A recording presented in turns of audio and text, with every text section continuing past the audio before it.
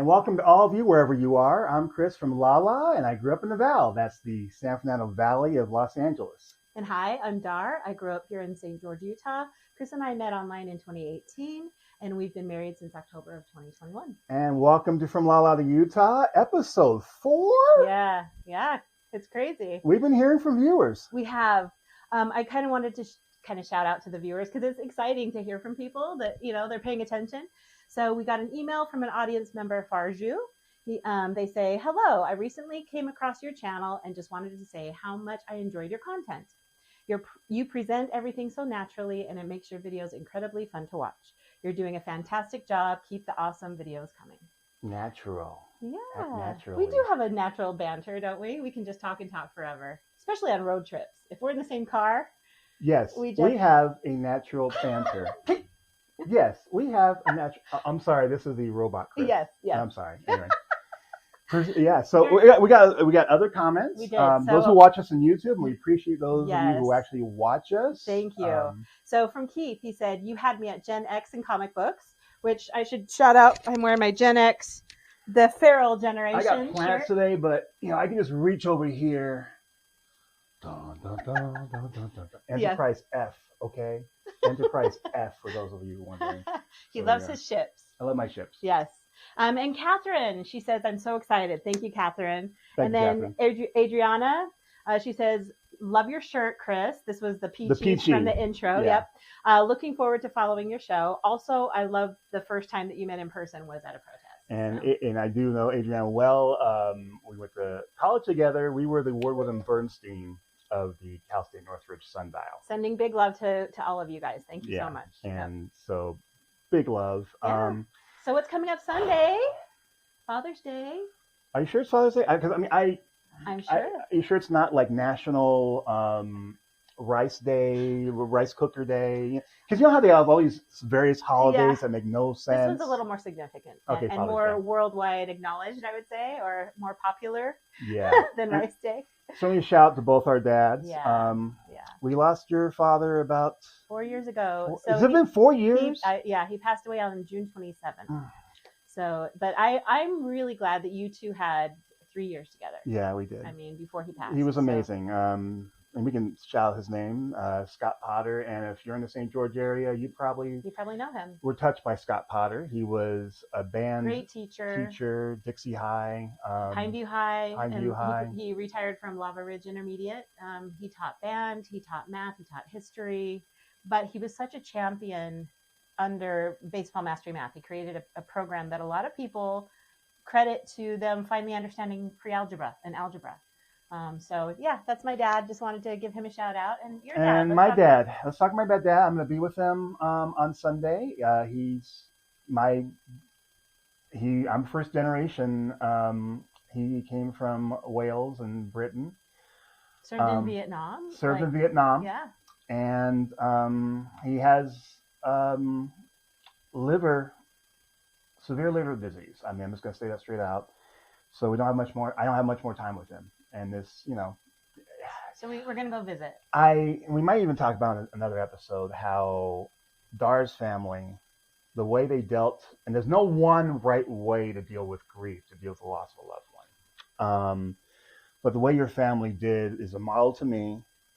It's about honoring the person there was. It's about moving on from it, not just dwelling on the loss. And something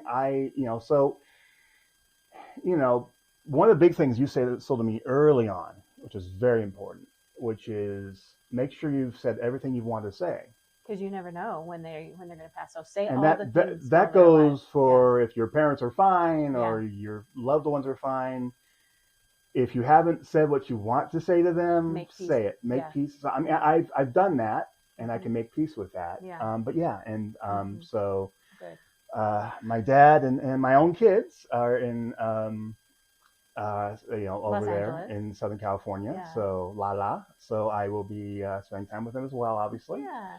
And speaking of you and your kid, we weren't lucky enough to have kids ourselves.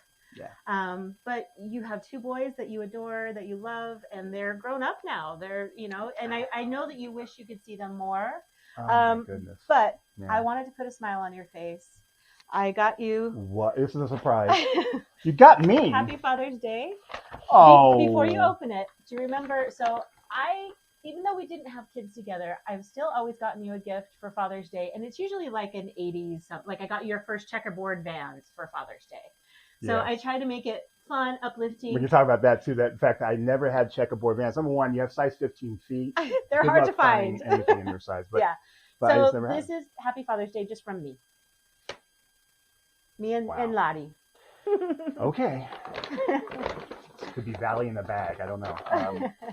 This is a total surprise. But we put out this. She gives me an outline, the scripts. Otherwise, it's Yeah, he doesn't. He didn't know this. So. I had no clue. It's not in my our teleprompter. No, it's not. Oh my goodness. Oh, look at this! Look at this! 1X tall, babe. Yeah. 1X now, by the way, tall. I used to wear 4Xs, even 5Xs. Yeah. I'm wearing 1Xs so now. So classic Star Wars and. Oh my! How'd you find this? Let me put this up here. Yeah. Oh, Ed DeBevics.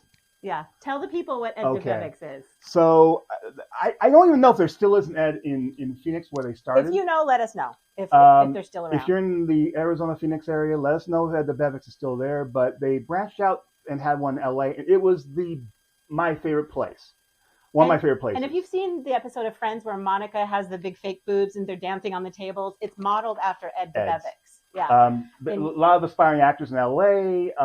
Gosh, I wish I remember names right now, but I mean, I used to see their faces because they would play characters there. Yeah. Not just that, but if you've seen Pulp Fiction, where there's a Buddy Holly and all that, that was also modeled after Ed DeBevics. But it wasn't just that. I mean, the atmosphere was amazing. Yeah. But their shakes were the best. Pretty much the best shakes And I've I'm ever going to add a little crystalline flavor to this because I went to Ed DeBevics in LA one time. Mm-hmm. I was in college. I went with my choir. And who knows? We may have been in the same place at the same time on the same day and just not even known it. Because I went there one time. You used to go all the time to the LA. Yeah. So who knows? We may have crossed paths. So shout out to Ed DeBevics. And it's funny. You always see those videos of people who look at pictures of when they're kids at Disney World or Disneyland or something, and they happen to see in the background. Oh my goodness, who knows? There could have been. It's gonna be that afterlife thing, that you review your life. Go. Yeah. By the way, Dar on this day, she was sitting at this table. Dar was sitting right behind you, and you never knew it. Your destiny was right behind you. Right. So love you. Love you. Now we're making everybody sick. So let's talk about the rest of our episode. Yes. So. Really quickly, I want to mention... We saw Disclosure Day. We saw Disclosure Day. And if you have not seen it, please stop the video now. I do not want you to go on because we are going to release spoilers. We're going to give our opinions about some things. But I do want you to see this after you have seen the movie. It's one of those movies that you can't stop talking about. Yeah. Oh, we've been talking about it for 2 days now. Constantly. So it's pretty much, it's why we decided we're going to pretty much devote the whole episode other than what we just did. Yeah. So we want to give you a little bit of a flavor, but if you haven't seen the movie and you plan to, certainly, and we think it's. I recommend that you do see totally it. We totally recommend it. Certainly if you're Spielberg fans. Yeah. But make sure. I implore you, don't come back to us saying, "Oh, you spoiled the movie." Well, we're telling you right now. Warning. Do not warning. Fair do not. warning. We're gonna have a break here. Yes. You can stop here. This could be the whole episode if you like. Because we're not going to do the turn around or don't listen and then come back. Yeah. And a really quick story. Way back in the early '80s, and the NBA hadn't gotten huge. The NBA was so downtrodden before Magic Johnson, and Larry Bird that they put the games on tape. The NBA Finals on tape delay. So the NBA final games would be on 11:30 in Los Angeles. I'm not kidding about this. Look it up. And so, in 11 o'clock news, Jim Hill on Channel 2. Would say, if you don't want to know what happened in the championship, turn your head away. I'm going to put the score on the screen. Okay. We're not going to do that. Right now, we're telling you, stop this episode if you don't want to know anything about Disclosure Day. Because we will devote the rest of the show to it. There's no coming back. The rest of the show is devoted to that. Yeah. So with that, if you're leaving us, this is like one of those, this is like the Disneyland Railroad. Farewell. Yeah. If you're leaving us here at Frontierland, we hope you have an enjoyable stay at Disneyland. If not, stay on and we'll have dinosaurs coming up. There's no dinosaurs in Disclosure Day, I can tell you that. So with that, we'll be back. All right, we're back, and we did warn you. If you're still here and you haven't seen the movie, go away. Go home. Go home. What are you doing? It's over. It's over. But it's not over. No, it's not. And I said it's a thought-provoking. If you have seen the movie, you know it's something you can't stop talking about. See if this resonates with you, because we're going to talk. I mean, we started talking. We're like, stop talking. We got to put this on film because we had so much to say to each other. So we've talked before. We love Spielberg. Love John Williams. I've seen John Williams many times at the Hollywood Bowl, but you took me for my first time at the Hollywood Bowl, and I loved it. Yeah. Spielberg. I wore my Gen X shirt today because I feel like Spielberg for Gen Xer is iconic. He did the movies for our whole childhood and our teenage years, and I mean, E.T. is a movie that never needs to be redone. Never. It is a perfect movie. We gotta do an episode sometimes of what we call perfect movies. Yeah. And E.T. is one of them. It's one of them. Nothing wrong with all of the Indiana Jones things.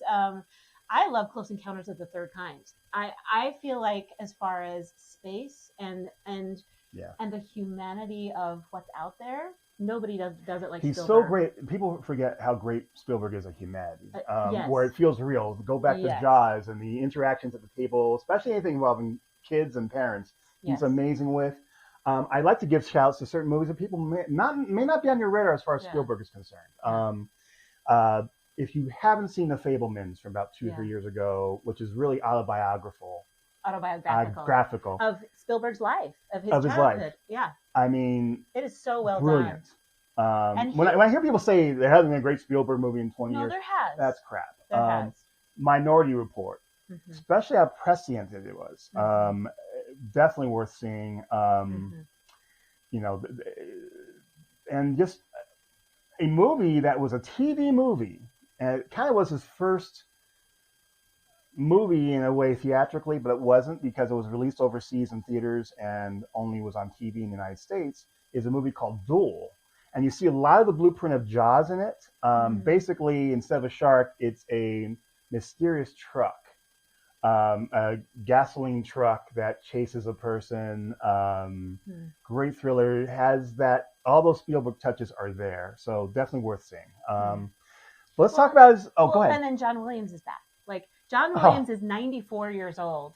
And when Steven went to him and says, "Hey, you ready to do another soundtrack?" He's like, "No, I kind of don't want to." And he threw out like 4 different names of people that could do it that he would recommend. It's like Spielberg's The Godfather. Every time I get out, you push me back in. You mean John Williams? Steven's The Godfather. Yeah. But I mean, John wanted to make a graceful exit, and Spielberg wouldn't take no for an answer. And he basically said, "As long as you need, we will stretch out the recording." So for 6 months or more, they allowed John to do things at his own pace, just so he could compose the music for this. And we can do a whole episode on what our top 5 John Williams scores are. Superman, obviously. E.T. Schindler's List. There's so many movies. I feel like John Williams provided the soundtrack for my youth. All of us. Yeah. I mean, I know, I could also say there's also probably a rock group. I say U2 as a soundtrack of my youth. But for me, it's like Earth, Wind, and Fire, Chicago. But as far as music, if your life had a soundtrack, in my head, there's a lot of John Williams music. I'll just put it that way. Absolutely. Love them. Love him. Love Spielberg. Love their collaboration. So Disclosure Day, he collaborated with David Koepp. Koepp, I think is how you pronounce it. It's Koepp. I looked up the spelling. So yes. And they've worked. I would say he's hit and miss as far as a writer, and we'll get into it. I think there are misses writing-wise in this one. Yeah, as much as I love Spielberg, and I still think everyone should see this, I felt like it was slightly overworked. Yeah, we'll get into it. It's one of those movies where, and we can say it straight out, we really like the movie, but it's one of those movies you like and go, boy, but if it had done this, or if it was this, it'd be better. I wanted to like it more. Yeah. So, it's been out since June 12th, so about 1 or 2 weeks. It was #1 in the box office. There were 42 drafts. And you can feel it. Off Spielberg's story. Yeah. And you can feel it. It has a sense, and I can tell you as a TV reporter, when you're on deadline, sometimes it's just like, it's not as good as you want it to be, but you got to get it out. So that's what it felt like. It felt like that. And speaking of that, Emily Blunt, who is fantastic, amazing. Always love her, but I think she knocked it out of the park more than I've ever seen her. As far as Oscar nominations, I don't know about the movie itself, but she deserves. Emily Blunt, yes. If she doesn't get an Oscar nomination, what the heck? But she was incredible. But she plays a TV weather reporter in Kansas City at the NBC Her station. character name is Margaret Fairchild. Yeah, and I will say I'm usually, if you see your occupation film, I know I hear from people in the medical field about things like The Pit and other medical dramas, and they're very, you end up being very critical of if it's accurate. The TV newsroom in this movie is so accurate. The hectic I loved nature hearing that from you. Yeah, that they were able to depict it very clearly. Very well, except for something later in the movie we'll get into. And then Josh O'Connor, who I'm not super familiar with. No, he's a new face to me. Yeah, plays a cybersecurity expert. But he did a great job too. Colin Firth, we've always loved, obviously. Mr. Darcy. Mr. Darcy. Which I love. You don't appreciate as much, but not as much. But but anything, obviously. Like King's Speech. King's Speech. Oh fantastic. My goodness! But he's kind of the head of this Wardex Corporation, the mysterious corporation behind, basically, almost like an Illuminati corporation. Keeping kind the of thing. truth from citizens, basically. And speaking of U2, Bono's daughter is in this movie, and Eve Hewson. She was incredible, I thought. And she's just amazing. She looks more like her mom. If you want to look, and Bono and his wife are just such an amazing love story. They met in high school when U2 formed, and they're definitely crystalline. They're crystalline for sure. Yeah. But she plays well, we're doing. She's a former nun, but the girlfriend of Daniel Coleman Domingo. Mm-hmm.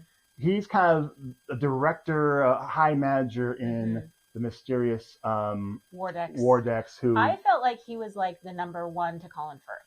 That's what I felt like, or maybe he was in charge of HR or something. I don't know. And then the boyfriend of Margaret in the movie of Emily Blunt's character is Russell, who Wyatt, who a little trivia Chris Reed covered when I was the sports editor of the Pacific Palisades Post, and in one game it was, and Kurt and Goldie were there, Goldie Hawn, and Wyatt was playing. I was sitting next to Martin Short and his late wife because his son was playing. The first base coach was John Ritter. This is one game in Little League. And the umpire was Philip Michael Glazer, Starsky. This one game. That sounds amazing. And then later that week, I did a soccer game where Max Spielberg, of course, and then Dustin Hoffman's kid was playing soccer. Tom Hanks in that same? I just ran to him and over at Starbucks because Palisades was amazing, and you can go into that. So anyway, little ADHD diversion there. It all came off a New York Times article that Spielberg read. It was in 2017. Glowing Auras and Black Money. The Pentagon's mysterious UFO program, and it rekindled his interest in UFOs.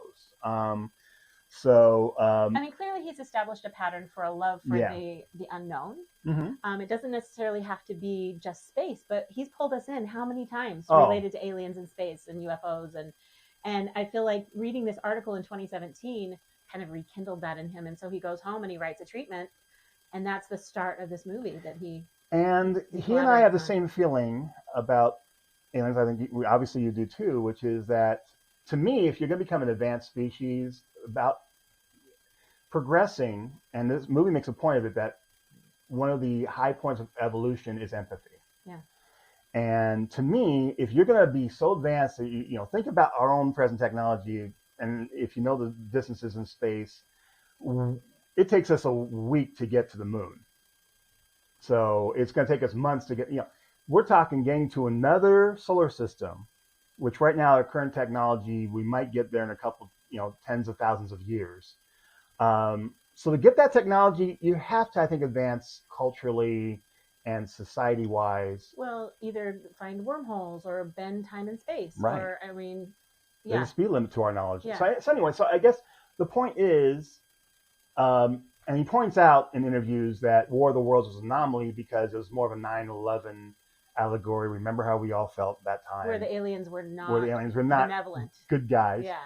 But and that's only based on the original material. But for the most part, benevolent aliens, and that's the setting of the story. So, well, and he says, I've never had direct visitation, but I really should. I could be their agent because, you know, how many times have I talked on behalf of them and I would represent them well. Like, he's kind of disappointed himself. I know you think that there's, you know, he's with, well, I don't know. He's really about disclosure. It'd be ironic if he's not disclosing. I'm going to share a little bit, probably in the next segment, about what I think about that. Yeah, we are. Yeah. We are. So we're going to take a break, and we're going to get into the crux of our thoughts on the movie. We're aiming to be kind but accurate. And we will be back. All right, we're back. So now, I mean, we've given you some ideas, but let's talk about what we actually thought of the movie. And it's one of those movies, in my opinion, that you come out of and it's like you like the movie, but boy, it had problems. So I mean, you know, do the old. I mean, it's a thumbs up for me, but yeah, it's a thumbs up for sure. But it's like a 7 out of 10. I think you're talking about 6 out of 10. Yeah. It's in fact, the Rotten Tomatoes score is I think in the 60s and 70s. It's about right. It's like it's a marginal. I'm going to make a blanket statement that I feel like in a way it would have been better without the action sequences because there was enough content if you just looked at the cerebral side of things that I felt like it would have been a different type of movie. But here I felt like when they added the action sequences, which I'm sure you'll probably hit on in a little bit, it watered it down because it didn't feel authentic. It didn't feel like what real people would do. Yes. That was a big part of it.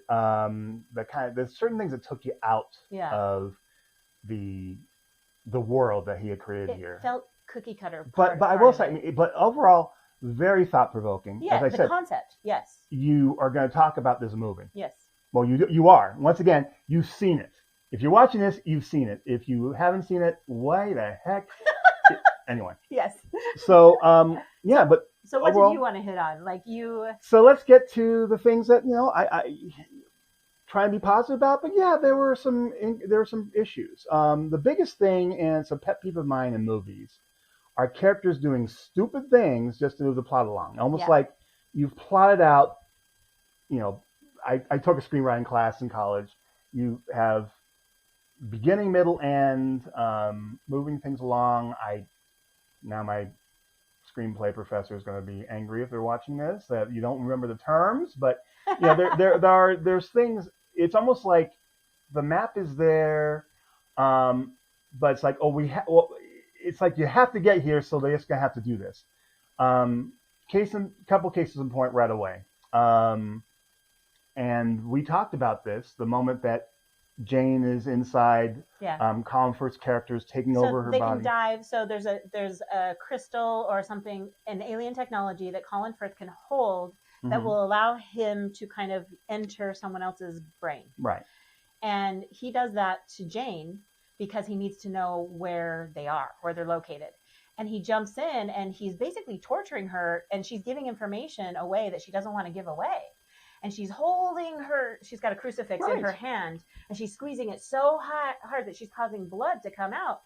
And so she's really fighting it. She's trying not to give in, but he uses all kinds of manipulation tactics to try to get the information. And she keeps giving him what he wants.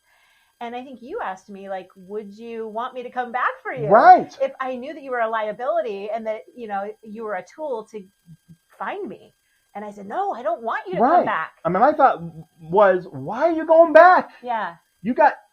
She's basically giving the diversion for you to get away. And not only is he going back, then he's sneaking into the car right next to the agent who mysteriously has no hearing. Must be a hearing impaired agent or something like that, because you can't hear him. He gets in the car and then goes towards the house, hits a tree. And the whole time I'm going, okay, this is a secret plan. He's doing his own diversion. It's a double twist. Like, it looks dumb, but it's probably smart. There were a couple moments in this movie where it was like, in my head, I'm like, okay, there's going to be a twist here where he's actually looks like he's doing something stupid, but really is genius. No, No. there's stupid things. Yeah. And then other things. There's the formulaic. The moment they get to a train crossing, I knew they're going to be hit from behind. I'm like, Yes, okay, to push here them we into go. the train. Yeah. And so yeah, it felt like it was almost like It was too predictable, too prosaic. the screenplay was saying like, well, oh wait, we're a summer movie. We have to have some action, otherwise Yeah. people aren't going to come see it. Yeah. And it watered down the quality, the other message. Yeah. I thought, the other message that you went there for. I guess one other thing I'm gonna mention is, once again, you've seen the movie, so the ending. By the way, I have no problem with listen, and that's the end of the movie. I know you had a little bit more of a problem with that. Mm-hmm. Chris Nolan does this endings where you have to kind of fill in the rest of the blanks. If done well, it's great. Sometimes it's either it's hit or miss, or you're like, what? It's over. I was okay, but this comes once again from being in journalism.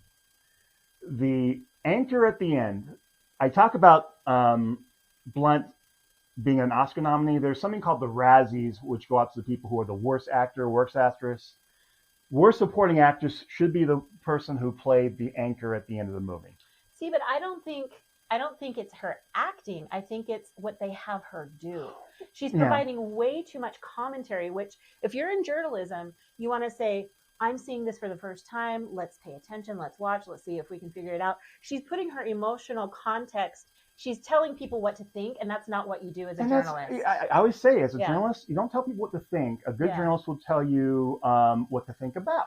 Like, you present the facts, and then the viewer decides, what do you do with that information? So the whole, and it turned out, looking up, she's, and I don't have her name on top of my head, and I apologize for this, but maybe it's, but it just, she was an anchor at one point in television news.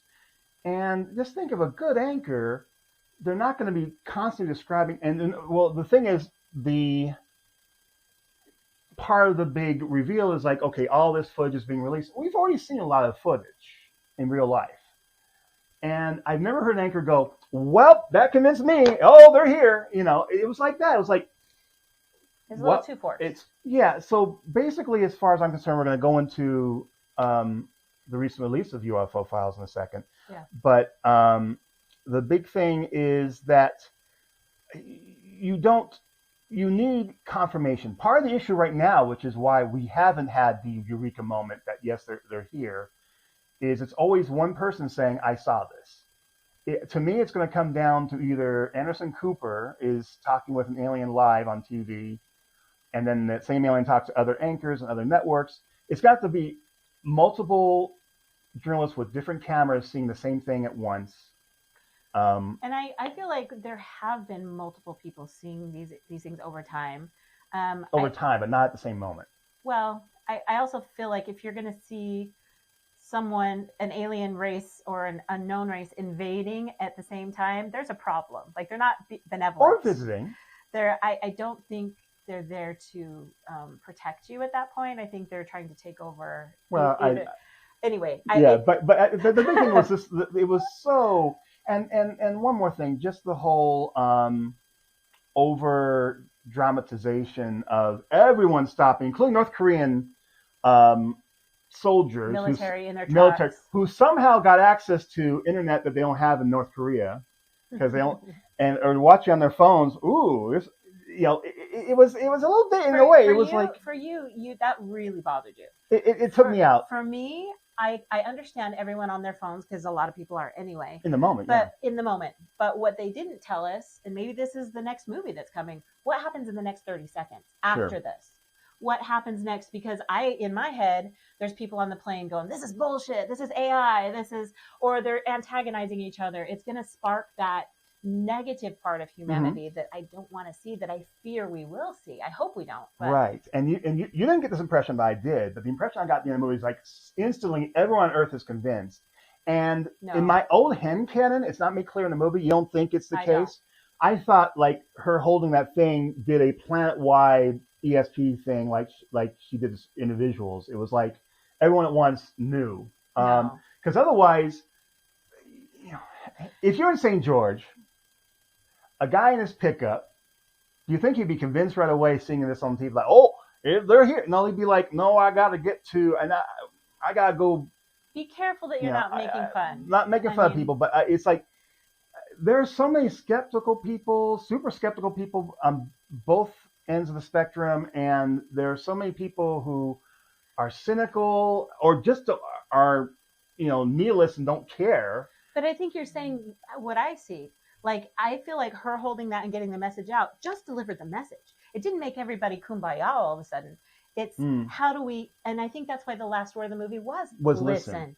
Because, okay, now that we have the information, it didn't wipe our memory. It wasn't the Men in Black little, memory eraser. That wasn't what it is. It's now that you've all seen it, you can't unring the bell. Now what do you do? I will agree with the message of the movie, though, is that, and certainly being a journalist, I believe in total transparency, disclosure. So I think you're for. There's the it's another message in the movie that the alien says, which is don't fear what you don't know. Yeah. More trouble in our society is done by cover-ups, by holding back information, than releasing information. Well, knowledge is power, right? Knowing is half the battle. And just like I said, we give people something to. Don't tell them what to think, but what to think about.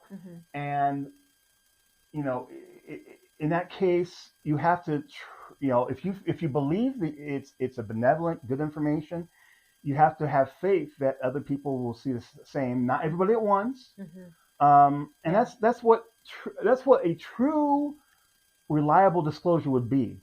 Otherwise, people aren't going to. I don't think it'll fall on a lot more deaf ears. Well, and for this segment, we're out of time. I want to talk about the AI in the next segment. We are, and we're going to talk about an episode of Mayim Bialik's podcast. Yeah, we're going to talk about that. I'm going to shout out to her, obviously. We'll be right back. So we're going to be right back. Thank you. Welcome back. So before the break, Chris mentioned the things that kind of pulled him out of the movie, and for me, it was the CGI. I think I expected a higher quality of CGI. I realize logically that in this time, you can't really use the real animals. Like you're not going to bring in a real deer. I think you could use a real cardinal. I think there are some animals that could have been real, but it's just and I hate to say it because I love Weta Workshop. They did amazing things. They did the CGI for this. They always do amazing things. It just wasn't realistic enough for me. It felt to me like I was watching Zootopia with the animals. Like they were Pixar animals. They weren't close enough to reality. They were and they do play a pivotal role. So I understand they needed to hit certain notes. I do understand that. So for me, that kind of pulled me out. I expected a little higher quality. And there's a part where the little girl's going out in the forest and there's snow and, she's being led by the animals. And then when there's the reveal, again, I don't want to spoil it. You know what I'm talking about. You know what I'm talking about. When the animals are basically just a cover for the aliens are presenting themselves as animals to not scare the little girl. That to me was, I understand that they're trying to be kind, but that was disturbing to me. I'm like, because I love animals. I'm somebody that has a huge open heart with any animal. And so to feel that deception is like, ooh, that really unsettled me a little bit. But once she got on the ship, they weren't hurting her. Yeah. They were just researching. If aliens want to be okay, or like we feel comfortable with them, forget animals. They should become Mr. Rogers and Christopher Reeve Superman, and I'd be like, okay, we're okay. I don't know. Maybe I just need to assimilate or process it more. I don't know, but it unsettled me. It was unsettling. It was more creepy than settling. Yeah. Especially the fact CGI wasn't that good. Yeah. But yeah. Yeah.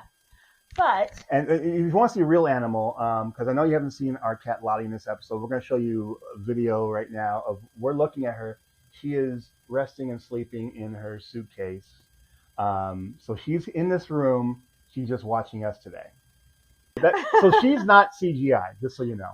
So I want to change a little bit topics. So you and I watched last night Mayim Bialik's breakdown, and there was an episode. I want to get his name right. Ryan Graves. Mm-hmm. So he is a former Navy pilot who testified in front of Congress about the Pentagon's UFO disclosures and the newly released UAP files. So what does UAP stand for? So it stands for unidentified anomalous something phenomenon. Phenomenon. Yeah, I had it up in the Spielberg says, and I'm with them. just call them UFOs. They're Well, unidentified flying objects. I get that they're not always flying, I guess. They're not always flying, and they're not always from space either. They might be from a different timeline. Oh, yeah, we can go into that. So, So anyway, this guy, Ryan Graves, he has enough experience personally that he's been flying and run into things that all of his instruments say are there, but he can't see. And we're talking radar, sonar, heat. We're talking multiple readings that are saying there's something there, but they can't see it. Mm-hmm. Then he would compare notes with other people in his team, other people on other teams, and they were seeing these things that were starting to become dangerous because they were not seeing them, but they knew they were there, and they were following them like 400 miles off of the coast. And so for me, I find it really enlightening and interesting to learn what we do know. What evidence do we have? Mm-hmm. Because we've kind of been told, oh, it's fake. UFOs don't exist. But on the other side, we're like, but are we really alone in the universe? Like, so I'm always trying to gather new information and put it into a framework of how much information can we prove? How much do we know intuitively? How much can we read on instrumentation? So I found it really interesting that there's enough evidence to know that people are sharing with Congress. Like, hey, these are things that we need to address. And even today, pilots are having issues running into these anomalous objects, and nothing has been done. There's no investigation, at least according to him. He thinks enough is not being done. Well, I give him credit for. I'm more the skeptic than you are as far as that's concerned. Yeah.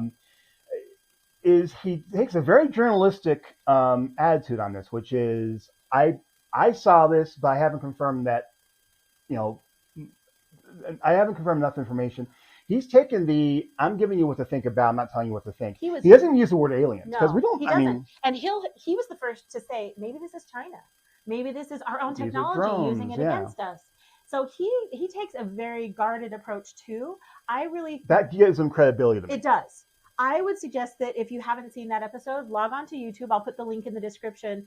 Watch the episode because Mayim Bialik's breakdown. It ties right into this disclosure day. It does. Mm-hmm. Because either you believe there's evidence that's being withheld since the Roswell days, since 70 years, and that people have had proof, but they've kept it from the public because we can't handle it, right? What would we do with it? Mm-hmm. And would we turn on each other? Like, look how things kind of broke down during the pandemic. Like, we don't work very well together sometimes.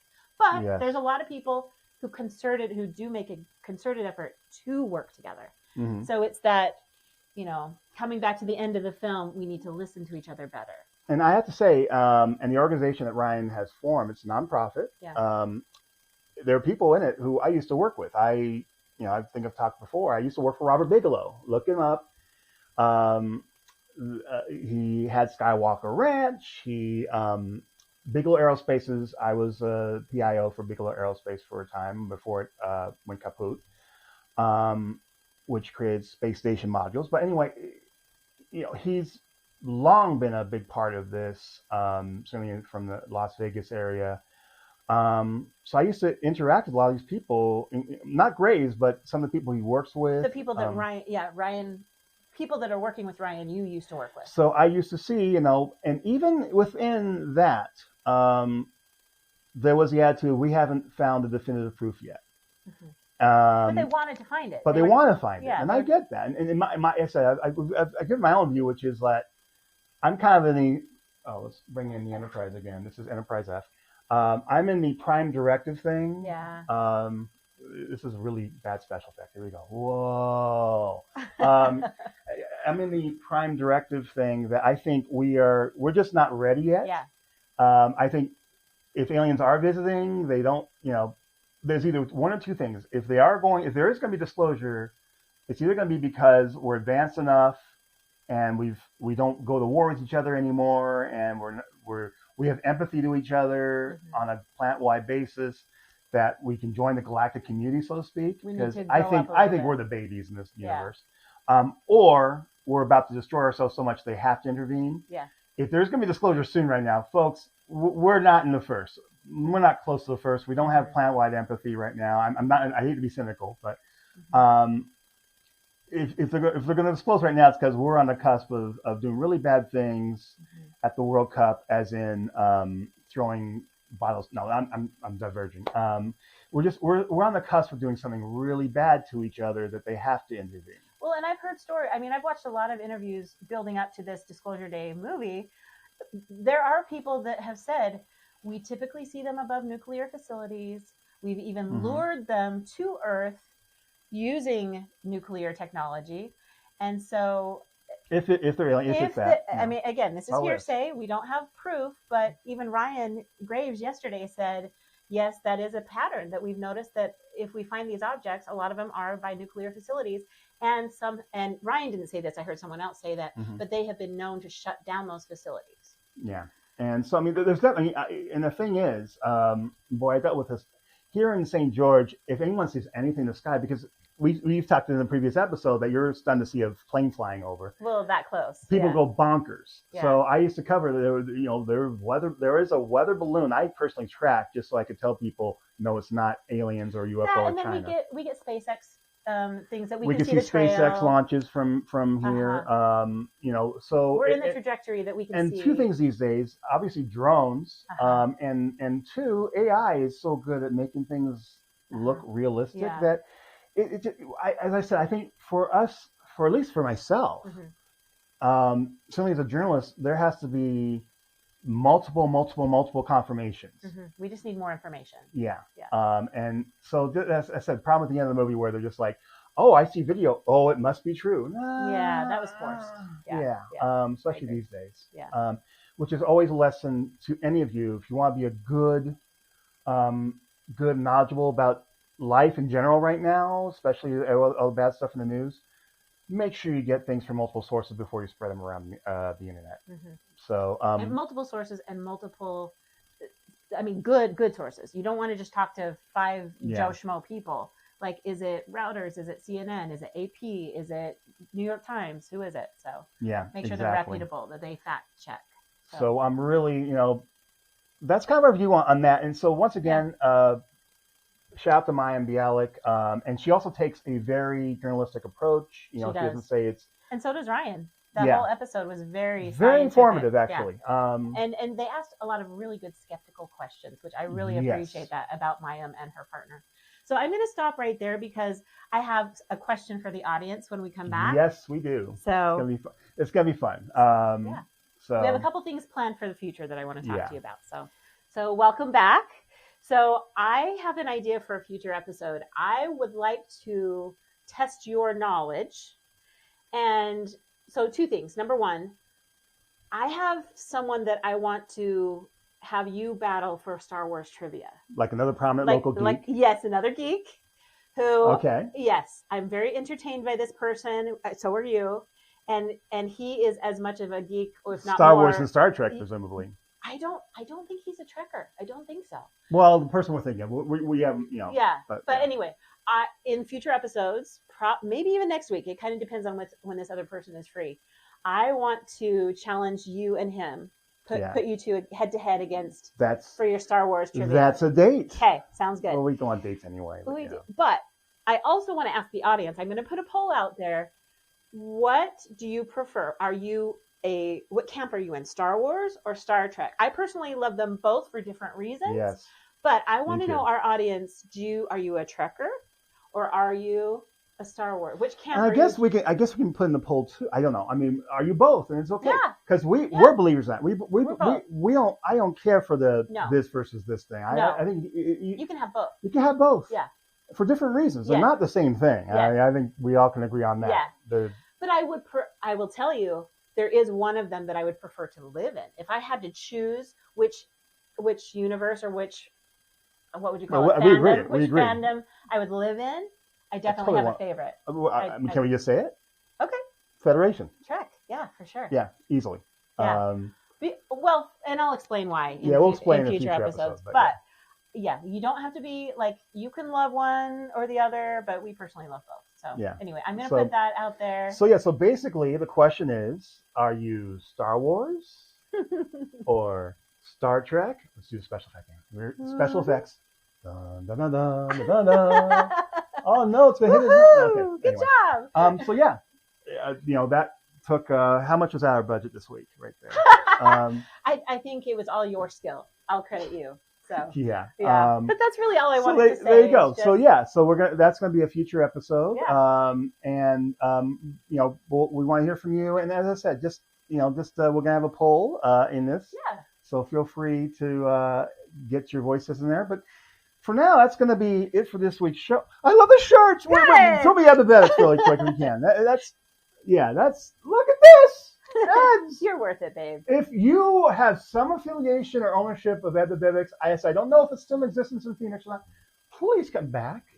Whether it's St. George, Utah, Arizona, I love you guys. I miss you.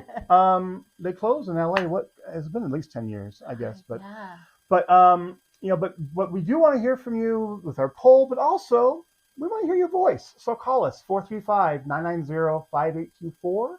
That's 435-990-5824. I think it's right there. I'll type it in there. And you can also email us from Lala to Utah, from Lala to Utah. It's mirrored on my screen here, so I don't want to go this way and I'm going over there. From Lala to Utah @gmail.com. Pretty easy to remember. From Lala to Utah @gmail.com. Just share your thoughts. Share your thoughts on today's episode. Ask questions. If there's anything about our relationship you want to know, if there's any advice. Ask questions. Is there anything you want us to disclose? Or a future episode that you're curious that you want to see. We want to hear your thoughts on aliens, all that. Yeah. We'd love to hear from you. And if you leave us a voicemail or an email, we might use that in we a might future use it in the episode. show. So as they say, our lawyers would say, if you call us and leave your voice, it could be potentially used in a future episode. Yes, just so you're aware. Yes. So we hope that you have a great week. Thank you for tuning in with us. Again, I know time is the most valuable resource that we all share, but we appreciate you being here, and we hope that you have a good week. We'll see you next week.